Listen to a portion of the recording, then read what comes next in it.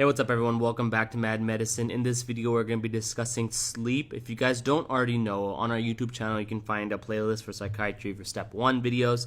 And don't forget to like, comment, and subscribe to our channel. Show us some love. Now, with that being said, we're going to talk about sleep in this video. So sleep is very, very important. You know you need it for normal day-to-day function. And a lack of sleep can lead to so many different things like exhaustion, depression, and anxiety are linked to it, as well as physiological things that can happen like cardiac problems and metabolic problems.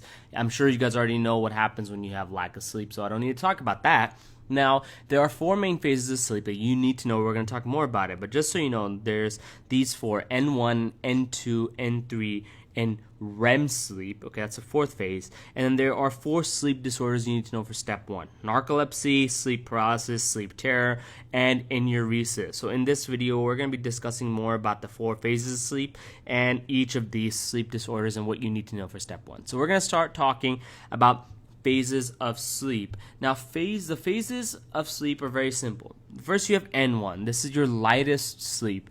In it, you're going to have theta waves on an EEG, and this is what a theta wave looks like. Look how the amplitude kind of varies, but overall, it's very close together. The waves are as normal as you could think, right? This is going to be the smallest percentage of sleep. So let's just write this here, percentage of sleep.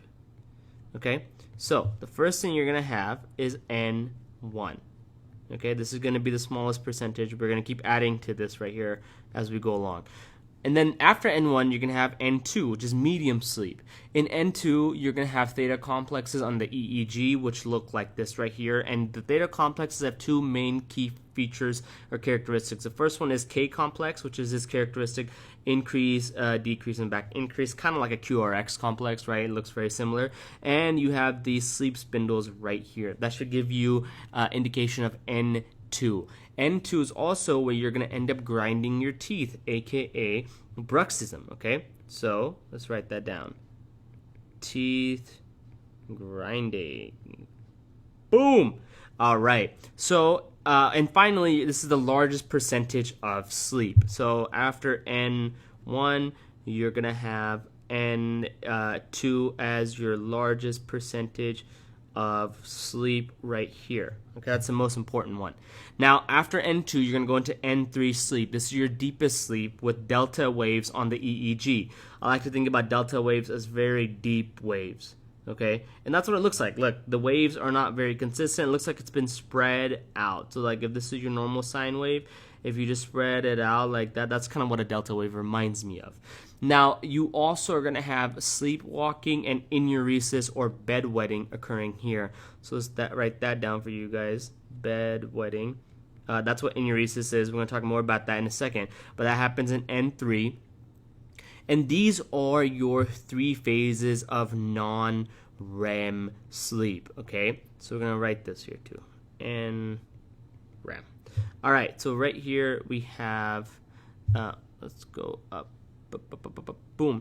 All right, so we have N3 right here. So the most time spent while you're asleep is in N2 sleep, okay? The least time in N1, N3 is in middle. Now, after N3, you have something called REM sleep. This is where your dreams and nightmares reside, okay? This is where all your dreams are.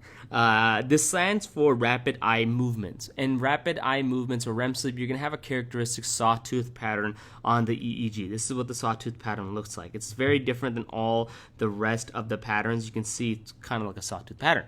And this is also going to be associated with penile tumescence, which is just having an erection while someone is asleep. It happens in REM sleep. So that's pretty much everything you need to know about the phases of sleep. Next, we're going to talk about the sleep cycle.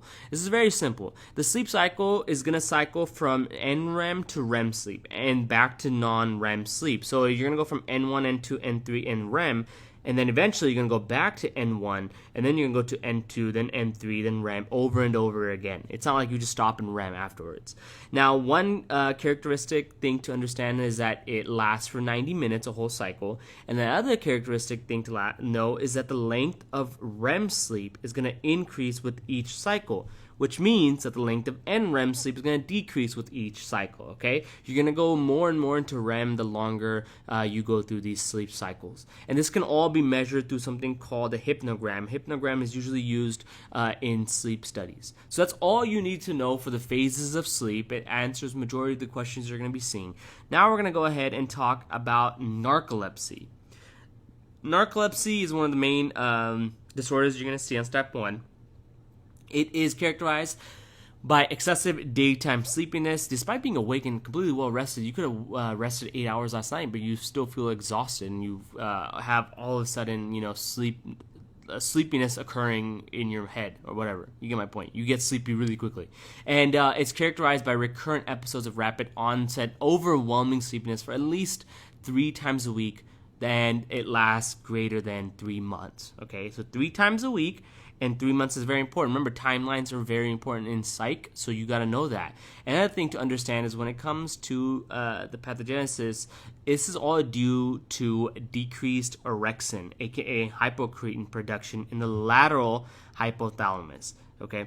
And this leads to dysregulated sleep-wake cycle. So all of this is very important. I highly recommend you guys write it down or just commit it to memory. Orexin and the timeline, 3 times a week for greater than 3 months. Orexin is produced in the lateral hypothalamus, and that's what's leading to narcolepsy. So all this is associated with several things. Number 1, you have hypnagogic hallucinations. Hypnagogic means you have hallucinations right before you go to sleep. That's why we have the go in gogic and going to sleep in a green color to help you guys remember.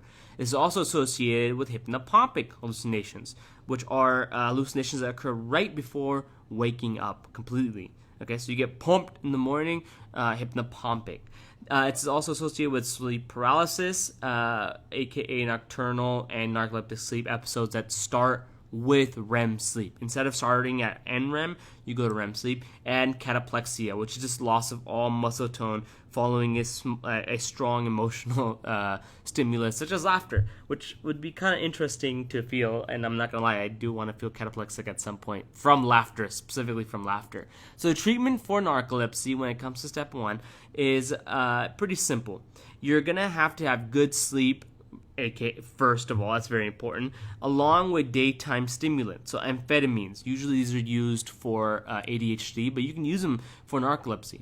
And you can also add nighttime sodium oxybate as part of the treatment for narcolepsy.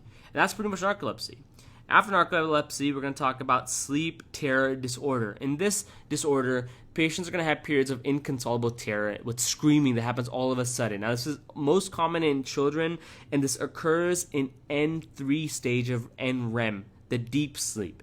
Okay, what else happens in N3 stage of NREM, if you guys remember? Sleepwalking and enuresis. Okay, this also occurs here. So we're just going to write all that down. N3, deep sleep, along with sleepwalking plus enuresis. All right, so the patients are going to have no memory of the arousal episode. They're going to wake up, they're going to start screaming hysterically, but they won't remember what happened. As opposed to nightmares, which occur in REM sleep, they end up remembering the scary dream. So the triggers for this can be emotional distress, fevers, lack of sleep, and this is usually self-limiting. It goes away over time, and a child will grow out of it. Next, we have finally enuresis. Enuresis is when a patient, or usually a child, has urinary incontinence that occurs more than 2 times a week for 3 months. All these sleep things occur for a timeline of 3 months, okay? And it usually occurs in a person greater than 5 years old. It might happen to a kid who's less than 5 years old. That's just normal because they're still being potty trained to a certain extent. But if it's someone greater than 5 years old who's having urinary incontinence while they're sleeping, we classify that as enuresis. Now, the treatment for this is very simple. We have behavioral modifications like schedule voids, nighttime fluid restrictions, as well as positive reinforcement. So if you guys remember in our first episode on classical conditioning, we talked about enuresis alarms, which are used to train someone to wake up when they wet the bed. You can also give oral desmopressin, which is an antidiuretic ADH hormone analog, and this is preferred over imipramine due to fewer side effects. That's very important. Okay, before we used to give imipramine. Now, remember, enuresis also occurs in N3 stage of NREM sleep. Don't forget that. All these sleep disorders pretty much occur in N3, with the exception of narcolepsy. In narcolepsy, it's not happening in N3. It's just happening at any time. All right, so that is pretty much all you need to know for sleep. Thank you so much for watching. Hope this helped. Don't forget to like, comment, and subscribe to our channel. And if you guys don't know, you can find these lectures on your favorite podcast service for free. Just search Mad Medicine, and you can find us. You can listen to us on the go. And with that being said, thank you so much. Go ahead and continue on to the next topic.